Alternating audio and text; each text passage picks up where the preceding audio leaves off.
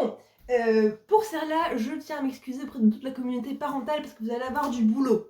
Après celle-ci, vous risquez de ne pas l'aimer beaucoup, celle-là, hein, chers parents. Les vampires n'existent pas. Alors, techniquement, si, ça existe. Mais, attendez avant de gueuler dessus, c'est pas tout à fait les vampires qu'on s'imagine. En fait, il existe une multitude d'animaux qui aiment sucer le sang.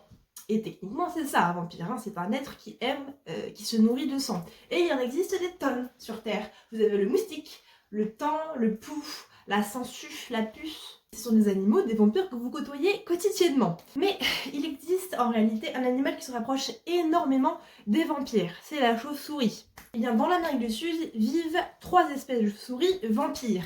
Et attendez, les noms sont quand même hilarants. Vous avez le vampire commun, le vampire à pattes velues et le vampire à ailes blanches. Alors rassurez-vous, ces chauves-souris sont inoffensives pour l'homme. Elles jettent leur dévolu sur nos animaux de compagnie, en particulier notre bétail. Et plus précisément, les vaches. Et donc pour se nourrir, nos petites amies vont mordre au cou de leur victime, hop, les faire saigner, donc ça coule, et après s'amuser à tout simplement lécher le sang qui coule. Des vampires. C'est bien ce que je disais, ce sont des vampires. Donc, pour conclure, on est quand même extrêmement loin de Dracula ou de Twilight. D'accord, hein, c'est pas du tout les mêmes vampires que dans les contes. Donc rassurez-vous les enfants, il n'y aura pas de vampire qui viendra vous sucer le sang la nuit. Par contre, vous devriez faire attention parce que les moustiques sont de sortie.